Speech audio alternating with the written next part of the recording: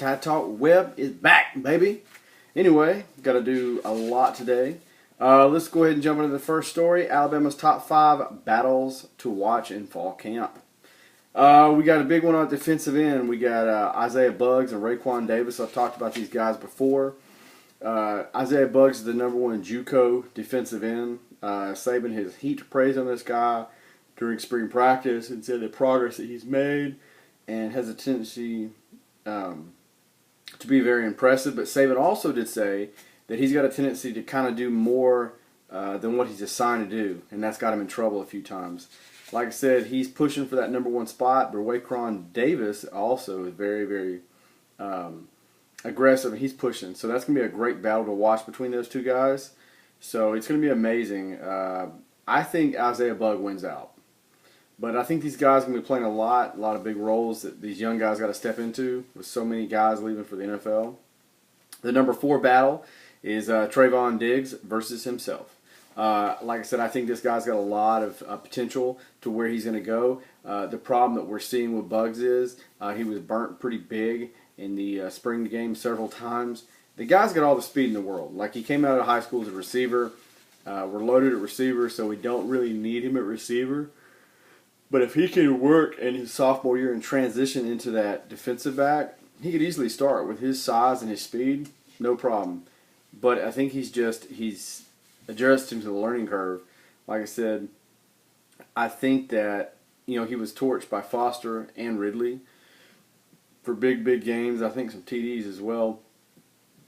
But like I said, the question is, can he play out that starting role? Like I said, ideally he would remain a starter opposite Anthony Everett and Minkah Fitzpatrick, but we'll see how that works out. The #3 battle was Andy Papadopoulos and Joseph Bulovas. Like I said, those guys are coming in. They're replacing Adam Griffith. Thank you, Jesus. So we'll see what's going to happen. Like I said, Adam Griffith is not really produced what we thought he would to be a consistent kicker. He's produced a lot of oh shit and Maylocks moments for every Tide fan out there. So that's a big one to watch coming up. The #2 battle, I don't really think this is a battle, but this is just me. We have a huge depth and huge wealth of talent at running back. Like I said, there's going to be fights about who gets on the field. But I think, and what I've seen, all the mock rosters, it's got Damien Harris first, Bo Scarborough next, and then you got Josh Jacobs. I think that this battle, honestly, I think you're going to see Brian Robinson in the mix. I don't care what anybody says. I'm telling you, this guy's a stud. He's 6'2", 220, runs a 4.41. It was clocked in the spring. Man, I'm telling you, if Bo Scarborough has an issue with his knee or he goes down for a few games, this is your big boy back who's going to jump in there. I'm telling you. But I think this guy, and the thing with Harris, back to Harris, he needs to be more consistent every game, and that's why Bo Scarborough took over that role late in the year. But Bo Scarborough is coming off the ACL tear. So that's going to be an interesting battle to watch. The #1 battle, I think, is right tackle. I think it's between Matt Womack and Alex Leatherwood and Jarek Williams. Like I said, these are all amazing guys. We're going to see who the guys that come out of that mix are. Saban said, we got 4 players who can play winning football on the offensive line. Like I said, the other places are up for battle. Who's going to replace Jonah Williams at right tackle? So we're going to see Alex Leatherwood coming as a 5-star, highly recruited, highly heralded. That's the guy that a lot of people think will take that job, but we're not sure. Like I said, my money, if I'm betting, I think Alex Leatherwood or Jarek Wills will take the job. But we'll see. Okay. Fall camp position breakdown. At defensive back. Cornerback. Starter, we got Anthony Everett and Tony Brown. Those two guys I think will both start. You got backups Jared Maiden and Nigel Knott.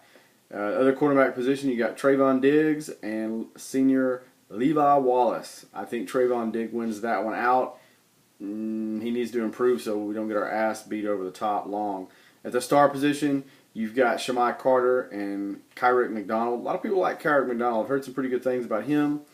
Free safety position, you got Ronnie Harrison, Deontay Thompson, and Xavier McKinney. Strong safety, duh. Minka Fitzpatrick's going to win out. Hootie Jones, and then you got Keaton Anderson. Other defensive backs listed.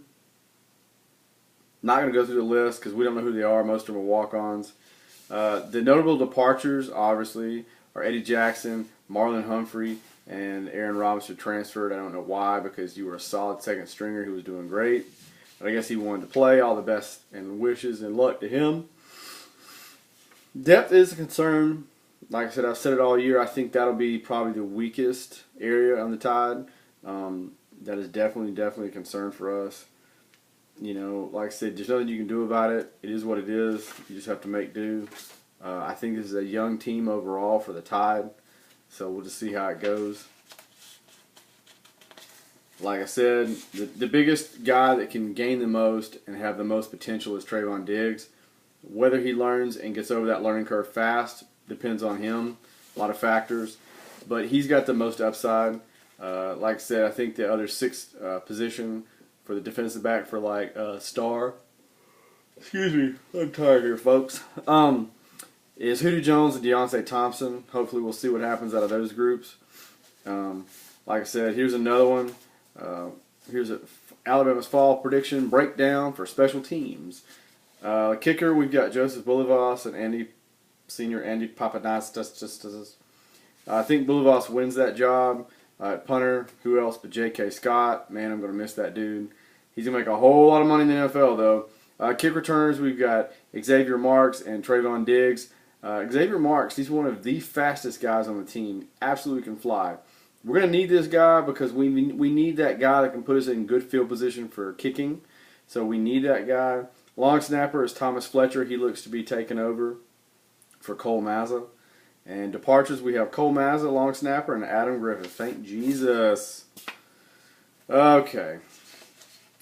Like I said, Outlook competition, Alabama's kicker will officially begin this Thursday, or last Thursday. Like I said, I think Bulivas is going to win it hands down. Like I said, I think Xavier Marks will win the kicking job primarily. I think you'll see also some backup position coming from Trayvon Diggs. He's really fast. Excuse me, folks. I am so tired today. Anyway, oh man.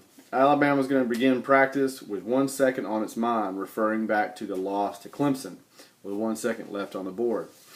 Like I said, there's 31,536,000 seconds in a year, but only one remains on the mind of Alabama's players in the offseason. Saban said it wasn't the last play. It's what led up to the play, and I think our players realize that. I think he's alluding to the fact that we couldn't sustain a drive. You know, we couldn't complete passes. We couldn't get first downs. You know, you can blame all you want to on the Alabama's defense. That's probably one of the best, if not the best, Alabama defense of all time. It took one of the best quarterbacks I've seen in college football history with a second left to beat us.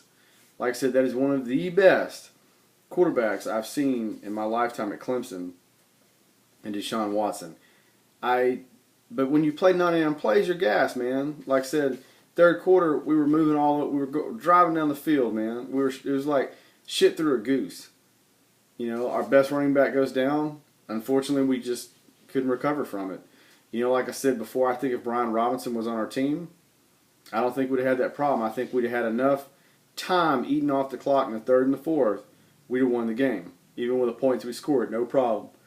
But everybody can bitch and complain about the defense, but it wasn't the defense's fault. By God, I don't care if you got the best defense in the country. We've seen it from Florida several times. When you can't score points and get the defense some rest, it's a recipe for disaster. And we saw that. So, I mean, I think that's going in the minds of the players. A lot of players have that last play as a picture on their locker. Like I said, we have a young team. I don't know if I necessarily expect us to win a national championship this year or even go to the playoffs, but I definitely think next year is the year for us. Like I said, I think our offense is going to be explosive.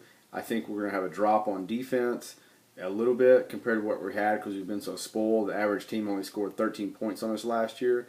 I don't think that's going to be the case this year. I could be wrong. We'll see how it pans out. But like I said, I think that we're replacing a lot of big edge rushers. We're replacing a lot of starting linebackers. The defensive backfield may look like it looked in 2013 and 14. May not be as good. Probably looks more like 14's team. But that's okay. Saban also was quoted saying, "It's going to be a real challenge for us to maintain the high standard that we've been able to maintain in terms of, especially on defense, especially in the front seven, for all the good players we've lost at SEC. It's one of the youngest teams I think we've had since probably 2013, he said. Yeah, saying that, I'm going to say this, that everybody's predicting Alabama #1. Rankings don't mean a pile of dung. I mean, literally, rankings do not mean a pile of dung. Doesn't mean anything. You got to win it on the field, gentlemen. Okay, here's 10.